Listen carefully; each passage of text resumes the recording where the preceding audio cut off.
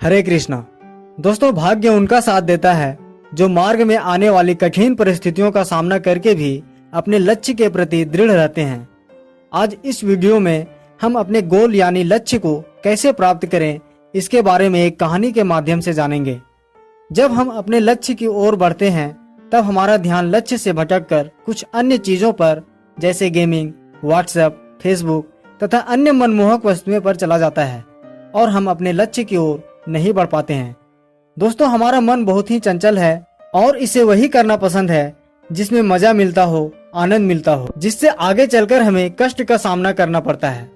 दोस्तों, मन को एकाग्र कैसे करें, इस पर हमने एक वीडियो बनाई है जिसका लिंक नीचे डिस्क्रिप्शन में दिया है। आप उस वीडियो को देख सकते हैं। तो चलिए सुनते हैं लक्ष्य पर आधारित एक छोटी सी स्टोरी तथा भगवत गीता से जानेंगे लक्ष्य पर फोकस कैसे करें। यह कहानी एक राजा की है जिसे अपने राज्य के लिए एक नए राजा की तलाश थी। एक बार की बात है, एक निसंतान राजा था। वह बूढ़ा हो चुका था और उसे राज्य के लिए एक योग्य उत्तराधिकारी की चिंता सताने लगी थी। योग्य उत्तराधिकारी की खोज के लिए राजा ने पूरे राज्य में घिंघोरा पिटवाया कि अमुक दिन शाम को जो मुझसे मिलने आएगा उसे मैं अपने राज्य का एक हिस्सा दूंगा। राजा के इस निर्णय से राज्य के प्रधानमंत्री ने रोष जताते हुए राजा से कहा, महाराज, आपसे मिलने तो बहुत से लोग आएंगे और सभी को उनका भाग देंगे तो राज्य के टुकड़े टुकड़े हो जाएंगे। ऐसा अव्यवहारिक काम न करें।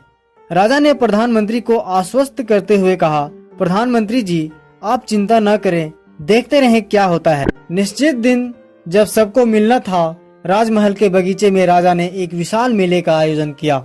मेले में नाच गान और शराब की महफिल जमी थी। खाने के लिए अनेक स्वादिष्ट पदार्थ थे।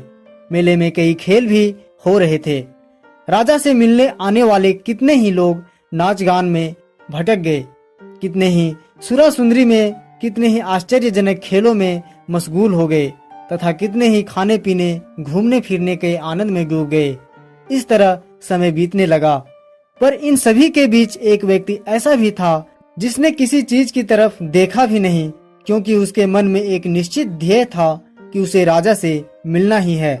इसलिए वह बगीचा पार करके राजमहल के दरवाजे पर पहुंच गया। पर वहां खुली तलवार लेकर दो चौकीदार खड़े थे। उन्होंने उसे रोका। उनके रोकने को अनदेखा करके और चौकीदारों को धक्का मारकर वह दौड़कर राजमहल में चला गया, क्योंकि वह निश्चित समय पर राजा से मिलना चाहता था। जैसे ही वह अंदर पहुंचा, राजा उसे सामने ही मिल गए और उन्होंने कहा, मेरे राज्य में कोई व्यक्ति तो ऐसा मिला जो किसी प्रलोभन में फंसे बिना अपने लक्ष्य तक पहुंच सका। तुम्हें मैं आधा नहीं पूरा राजपाट दूंगा और तुम मेरे उत्तराधिकारी बनोगे। यह थी कहानी।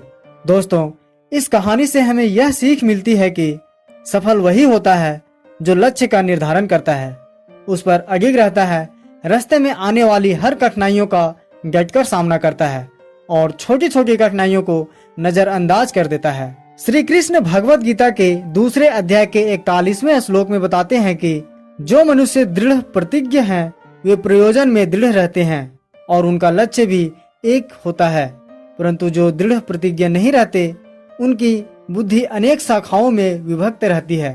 अर्थात जो मनुष्य लक्ष्य निर्धारण नहीं करता है और जिनका फोकस अपने लक्ष्य पर नहीं रहता है, उसका ध्यान पेड़ की शाखाओं की तरह इधर उधर भटक जाता है।